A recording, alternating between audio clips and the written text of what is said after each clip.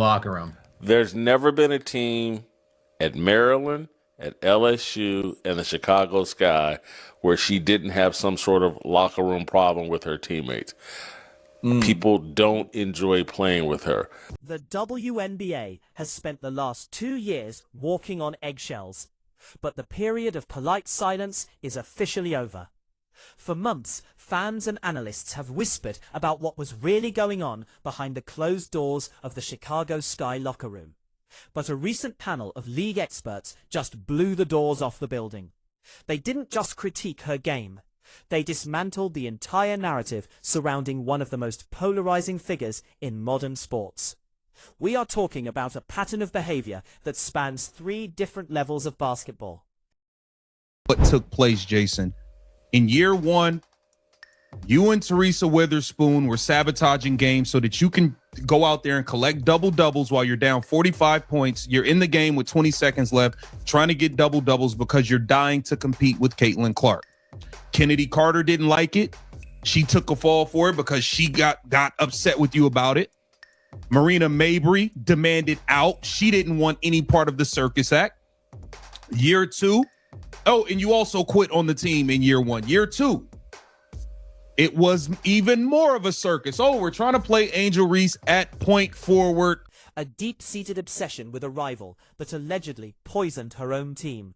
And a trade that was essentially the professional equivalent of being shown the emergency exit. It's a story of talent versus ego, and right now, it looks like the ego is winning.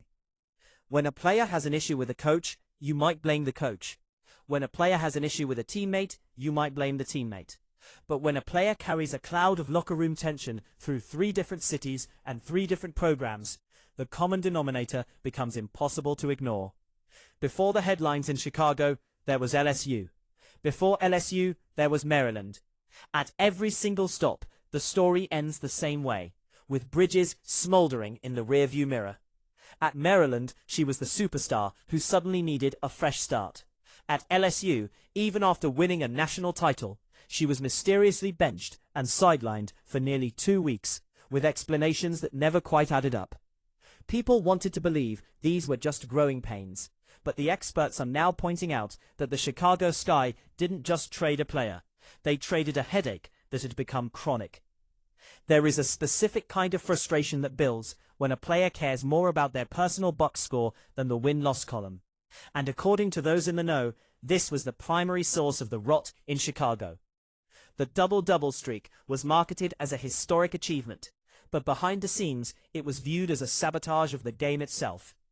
Imagine being down by 45 points with 20 seconds left on the clock. The game is over. The starters should be on the bench. But there she was, still hunting for that one last rebound, still forcing shots just to keep a personal stat line alive. Why? Because the pressure to compete with the gravity of Caitlin Clark had become an all-consuming fire. It wasn't about the Sky winning anymore. It was about ensuring that when the sports cycle reset the next morning, her name was still mentioned in the same breath as the girl in Indiana. Winning teams are built on trust, but how do you trust a teammate who is willing to throw you under the bus the moment things get difficult? The list of players who have reportedly had enough is growing longer by the day. Marina Mabry didn't just leave Chicago. She practically demanded a path out, signaling that she wanted no part of the circus that the organization had become. Then you have the veterans, women like Courtney Vandersloot and Ariel Atkins. These are respected, championship-caliber leaders who found themselves being publicly critiqued by a player who hadn't even finished her 2nd year in the league. When you call a 2-time champion too old or unreliable while they are recovering from an injury, you aren't just being competitive, you are being toxic. It's no wonder the locker room fractured. You can't lead a team if you don't respect the people standing next to you. In an attempt to keep their star happy, the Chicago organization reportedly tried one of the most bewildering experiments in recent memory, playing her at point forward. To the casual observer, it looked like they were trying to expand her game. To the experts, it was a clown show. We are talking about a player whose shooting percentages from deep were among the lowest in the league, someone who struggled with basic offensive efficiency, suddenly being given the keys to the entire offense. It was a move made out of desperation to appease a star's ego, rather than a move made to win basketball games. This wasn't about strategy, it was about optics. But you can only mask the lack of fundamental fit for so long, before the entire structure collapses under its own weight. Everything reached a fever pitch in September of 2025. The suspension for conduct detrimental to the team was the formal acknowledgement that the situation had become unmanageable. But what happened next is what truly left fans speechless. Citing a back injury, she sat out of the team's final games, leaving her teammates to finish a grueling season without her. While her team was on the floor struggling, she was spotted on a private jet to Las Vegas, posting videos of herself celebrating as if the season and her team didn't exist. It was the ultimate quit. You can't tell a front office your back is too damaged to play basketball and then show the world you're healthy enough to party in Vegas on the same day. It was a middle finger to the organization, and it was the moment the Sky knew they had to move her at any cost. When the trade finally went down, the return was shocking. For a player who was an all-star and an Olympic-level talent, the Chicago Sky received virtually nothing of immediate high value. Just a few late-round picks and a swap. One analyst described it as trading a superstar for a bag of Cheetos. This tells you everything you need to know about how the rest of the league views her. If she were just a difficult talent, teams would have been bidding against each other. But the silence from other front offices was deafening. They saw the drama, they saw the stat padding, and they saw the quitting in Chicago. And they decided the talent wasn't worth the internal damage. Atlanta didn't win a sweepstakes. They took a gamble on a player that no one else was willing to touch.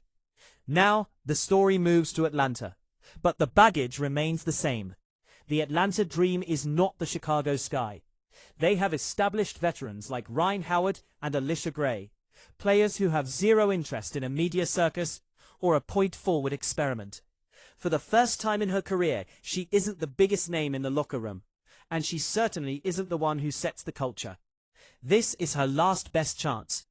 If she goes to Atlanta and tries to make it the Angel Reese show again, she might find herself out of options entirely. The veteran wall she's about to hit is going to be the ultimate test of her self-awareness. Can she be a role player? Can she accept that sometimes the best thing for the team is for her to stay in the background? At the end of the day, the spotlight is a double-edged sword. It can illuminate your greatness, or it can expose every single one of your flaws. For 2 years, the narrative has been about a rivalry and a rising tide in the WNBA. But the experts have finally pulled back the curtain on the cost of that fame. Atlanta could be the place where she finally matures and becomes the champion everyone thought she would be. Or it could be the final chapter in a story of what could have been. The talent is there, the stats are there, but the respect of the locker room is something that has to be earned, not demanded.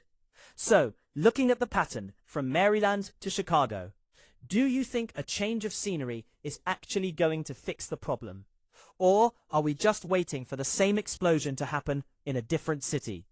Let me know what you think in the comments. Is this a fresh start or just the beginning of the end?